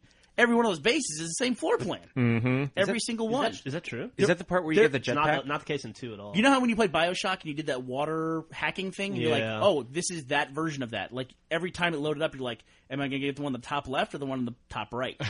That's how Mass Effect is. Is the base the one with the door in the back, or is it the mine shaft doors with the circular entrances? They fix that in Mass Effect 2. Yeah, hopefully so. Mass Effect 2 That's is why I'm sad so you're not much gonna better of play a it. game. I love Mass Effect. I will play it eventually. Gavin even asked me yesterday. He said, "I have Fallout 3 here and Mass Effect 2 here. Which should I play?" I told him to play Mass Effect. You would play Mass Effect 2 because you can be done with it more quickly than That's what I Fallout said. 3. It'll like, happen. Like Mass Effect 2 will be over before you know it. Yeah, like Mass Effect 2 you can finish. You can go over and play Fallout. Then if you want to take a break from Fallout, Mass Effect 2 DLC will probably be out by then. Yeah. I can't wait for the Mass Effect 2 DLC. I think I had a dream about it the other day. It's I'm coming so out excited. end of March. Is that right? Is that right? Or oh, April? Man, can't come soon enough. The one with like the new vehicle and stuff. 5 new missions. Yeah. Someone was asking me the other day how long, if it was possible to finish Mass Effect 2. And I said, I've played every goddamn mission in that game. Twice now. Have you played it? Oh, yeah, I guess you did, right? Mm-hmm. Yeah. Gus did make a comment a few weeks ago about Mass Effect, the series, in that it reminded him of that game Star Control that we played. It's one of the few times in my life I've ever liked something in my past that I played years ago, brought to somebody and said, here, I think you'll like this, and showed it to Gus, And Gus liked it as much as I did. Oh yeah, that game's fucking incredible. I still play it. Star Control 2. And that game is Star Control 2. Yeah, that game is totally Star Control 2. Mass Effect is an updated version of Star Control. Mm-hmm. And I haven't heard anyone say that before. You said it, and you are absolutely right. Not that it matters. I don't think anyone really remembers Star Control 2 at this point. They should. Oh, somebody did up at Edmonton, apparently. I think the game is more influential than people realize, too, because there's the storyline stuff that's in there is in everything. Mm-hmm. The ancient race that they called the Precursors, which went away for some reason, and they had super advanced technology that everyone in the current time is using, but they don't really quite understand it. Yeah. Motherfuckers cannot hold on to their superior technology. What is that? No, It comes back to bite you, dude. yeah, it's just like in Mass Effect. Yeah. They're just waiting, just beyond, just in the periphery of your vision. Then when you let your guard down, they pounce. That's right. It's the hubris of man. We think we build these fortresses that are protecting us? Nope. You're standing on the shoulder of giants. Eventually they collapse on you. The giant is going to fucking take a break. Then what happens to you? You can't stand up there. That's true. So did you hear that this Chile earthquake changed the rotation of the Earth? Yes, I was hoping we were talking about this. I'm glad you brought it up. It's crazy. It like made days shorter. Yeah. It's shortened days by 1.26 microseconds. It said What? It changed the gravitational center of the Earth, and the analogy that I read was that it's like a figure skater, which should be an Olympic sport. When they are doing spins and they draw their arms in, how it makes them spin faster. It's like that, but on an enormous scale and a small change. It shifted the axis and then kind of compacted things. Hey, what's up with all the fucking earthquakes? What's up with all the earthquakes, dude? Yeah, what is up? Like, that was the third one. Nobody even talks about the one over in Central America that happened after the Haiti one. Wasn't there one in Japan too, just recently? Yeah, it's like I don't know. it was off the coast of Okinawa, I think. Where's that? It's like the southern island of Japan. See, I'm right.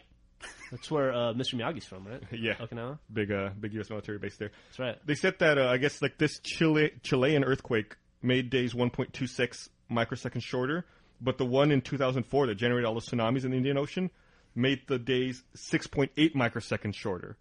Like that was even more of a dramatic change. This all sounds like global warming. I don't you go really grab think Matt? it's real. I hope we get Bloombox before the Earth is destroyed. Have we talked about it on the podcast yet? No. No, but listen. I'm not a conspiracy crazy person I know. outside of this podcast. You've been talking to your buddy Scott too much. I mean, this 2012 thing is coming, and one of the things that people are saying is that we're going to cross the galactic plane. Wait. What 2012 thing? Sorry to interrupt. We can't. Get you- 2012.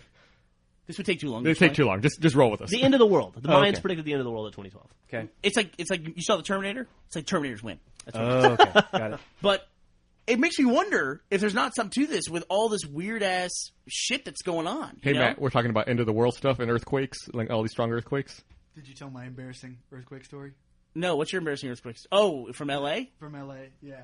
That I lived in LA for a while, and we would get earthquakes periodically, but like the first time I ever experienced one, we had a couple friends over, and it was a couple, and it was like me and my wife and this couple friends of ours. You had like a couples thing going Yeah, on, it was a couples thing. Well, it got really intimate during the earthquake because we were showing them around our apartment and stuff, and for some reason, just at that moment, me and the guy had ended up in the bedroom by ourselves, I like and it. Anna and the girl were in the front room looking at something else, and I was like saying, yeah, see, this is over here, blah, blah, blah, whatever, and this earthquake starts. And, like, our friends had been there in L.A. for a long time, so it's like, yeah, earthquake, whatever, no big deal. But I'm like, I'm shaking both from Hold the me. earthquake and because I'm nervous, And so, like, I grab him, and I'm, like, holding him. Because that's your first instinct in an earthquake is to grab whatever's closest to you. And for me, it was a dude. Where did you grab him? I'm like, and I grab him, and he's like, why are you grabbing me in the bedroom? What's going on? And then my wife and Janine come back from the front room, and they see us, and we're like embracing in the bedroom, and it's like the whole thing is moving like one of those beds that you put the quarters in. So we had our own like Motel 6 moment there, and got caught by the wives. Dude, Griffin and I got to figure out a way to make an earthquake machine in our house. And we were covered in lube, but that was totally coincidental. Side story. Also, I read that if there's an earthquake, you should immediately take your shirt off. So, It's just exactly safety. yeah, that's right. Yeah. You don't want to get buttons caught in anything. You want to hide under your Freddie Mercury poster. I forgot to mention we had been playing couples twister right before that, so we were all limbered up. But actually, Matt, the reason why I wanted you to come in here is that the earthquake then spawned a tsunami, and it was headed towards Hawaii.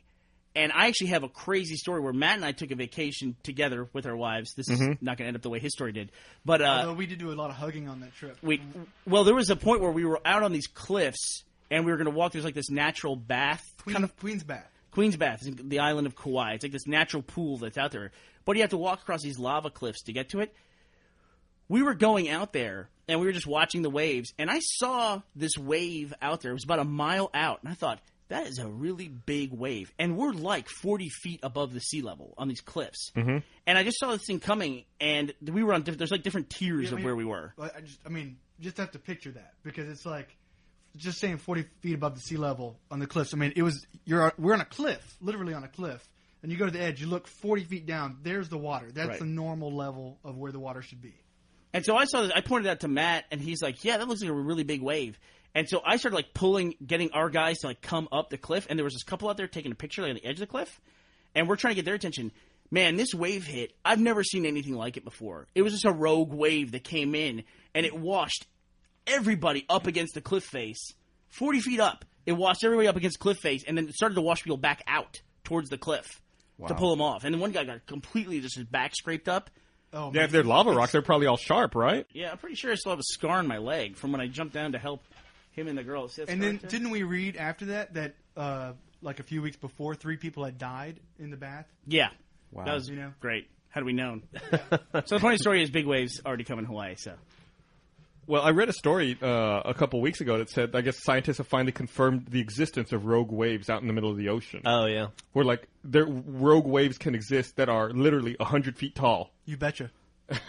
Like, out in the middle of nowhere. And they're proposing, or they're theorizing that this is why a lot of ships have disappeared over time, and you never hear anything about them. It's just all of a sudden, a rogue wave will hit them, and they're underwater. They finally caught one on satellite, right? Right, they caught one on satellite. That's how they finally were able to confirm it. I wouldn't say ours was that big, but it was like these waves coming in, and then you just see this huge mound out there, and you're like, the hell is that? And then it just keeps getting bigger, and then, of course, as it gets closer to land, then it gets enormous. Right, yeah, because the But water's not as deep. imagine standing up on a cliff like you are anywhere else, watching the ocean, and then suddenly you're chest deep in water.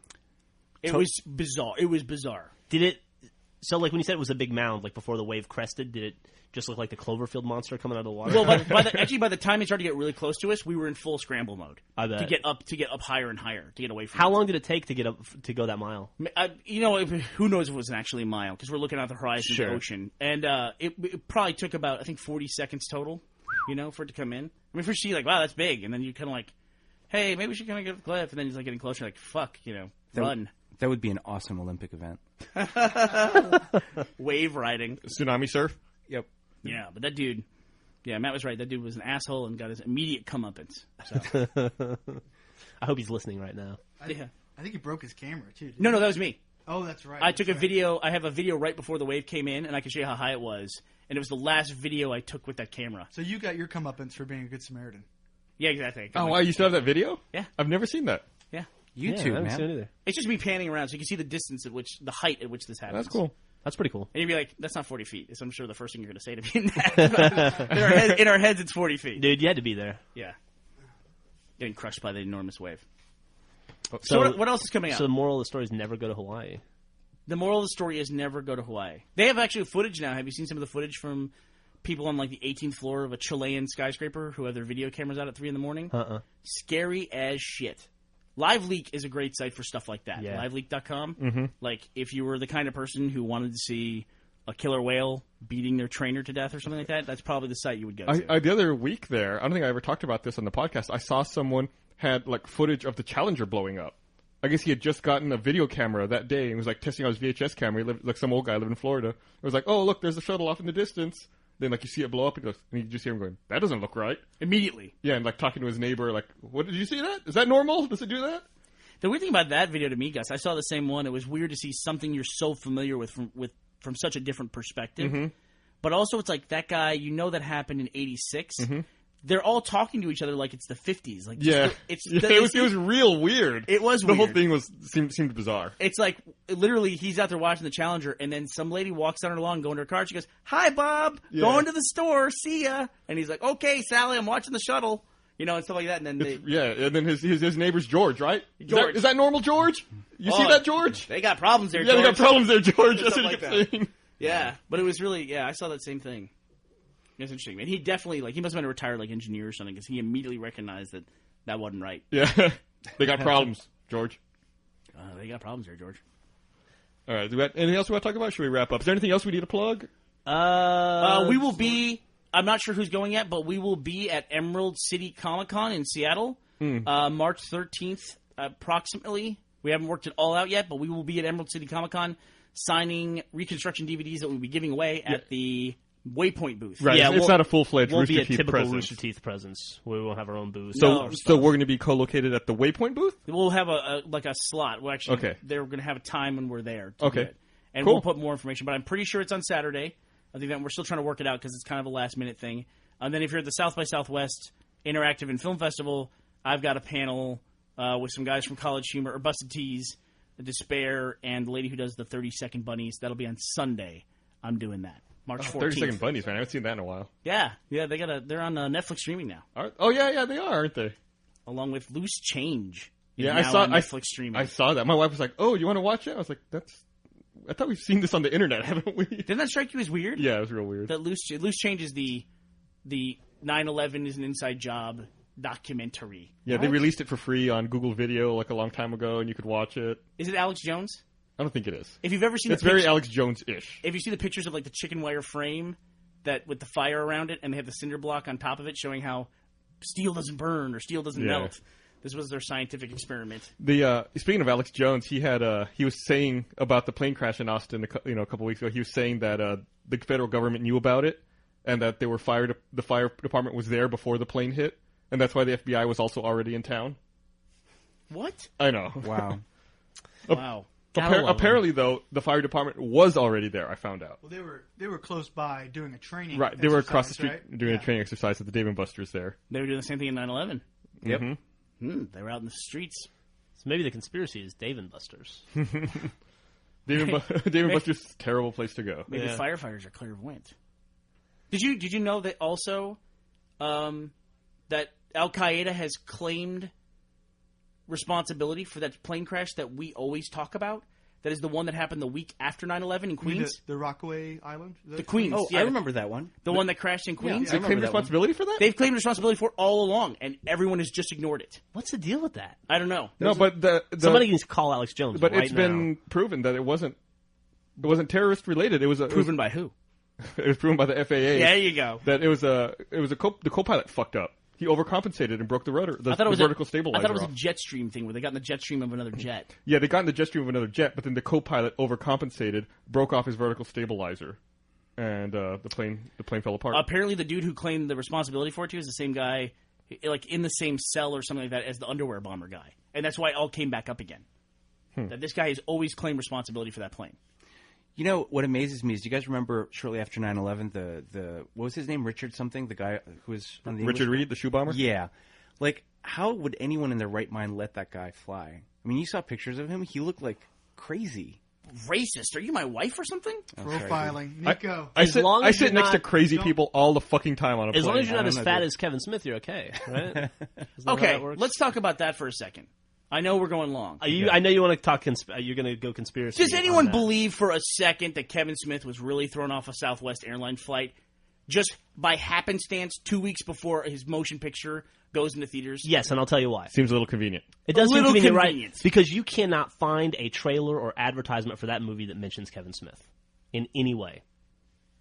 I'm not buying it. Seriously, I'm just his not name is buying not it. attached to that film unless Kevin Smith is saying he's making that movie. You're not seeing it. It hasn't been advertised as a Kevin Smith film in any capacity. It's true. We're talking about Cop Out, by the way. The Tracy Morgan. How did that Bruce movie Willis. do in the theaters? By the way, Is it out? it looks terrible. Yeah, I think it came I out. think it opened number 2. Did it? It looks like number 2. Zing. Matt made a comment, though, that he was talking about how if Kevin Smith is the director but not the writer, which if you're going to hire Kevin Smith to do something, it seems like you would never hire him to direct without writing it. Like, you want him to write your movie, if anything. Yeah. It opened at number 2, $18 million. I don't know, what did you say the budget? 30. Okay. Yeah, Kevin Smith's definitely one of those guys whose movies are better on paper. Like, you ever read one of his scripts? They're hilarious. Yeah. When they're really hilarious. And then the movie, like, not so much. I mean, I don't know. Wow, you have strong opinions. Why all the hate? Maybe he saw. What's a Kevin Smith movie you don't Dogma. like? What's the probably the one I worked on and didn't get paid for. What was that? There we go. Nice. Dogma. What did you get paid for? What'd you do? I just worked a few days on that for Miramax during the bidding out the angel wings Yeah. or whatever, and I think they ended up actually doing all that practically. Now, I don't even remember. Let's be perfectly clear here. You were not paid by the company that you worked no, for. The no contracted. relationship to Kevin Smith whatsoever. It wasn't like anybody, Kevin like Smith or 20 Miramax It's did like you. 25 levels down from him, yeah. Matt probably worked for some visual effects house that was paid and then didn't filter the money to their employees. Exactly. There you go. A lot of that happens. Yeah, sure. But there's not for a second that I believe that was not in some way constructed. I like your ideas. I hadn't thought about this before, but I like where this is going. I like this line of thought. I mean, come on, right? I would like to subscribe to your pamphlet. Thank you. Thank you very much. Okay. I don't know. If it was an attempt at getting publicity for that film, I'd say it failed terribly. Well, I would argue that as well. I mean, possibly. I mean, it could be an incident. It could be a coincidence the incident happened as well. But surely he was going to try to turn something into as big as he possibly could. 2 weeks before the movie comes out. In 2 weeks. I mean, he was probably flying from a press junket. That's why he was probably on that plane. You're probably right about that. I mean, why else are you taking the Oakland to L.A.? Yeah, I don't think Southwest. If it was a stunt, I don't think Southwest was in on it because he fucking lit into them. Maybe. I don't know. Southwest is a weird airline, dude. What's he doing on Southwest in the first place? I mean, it's not. That's a great exactly question. A big time writer director opening a movie with Bruce Willis and Tracy Morgan kind of airline. The movie only had a $30 million budget. He's also flying from Oakland to L.A. Yeah, Oakland to LA, I bet there's a lot of Southwest flights. It's probably like, how long could that flight even be? It's like hour and a half, I think. Maybe? Yeah. It's like an hour and a half. More or less. You just have to have a critical eye. Can't accept everything at face value. Okay, let's cut this short. We're already recording.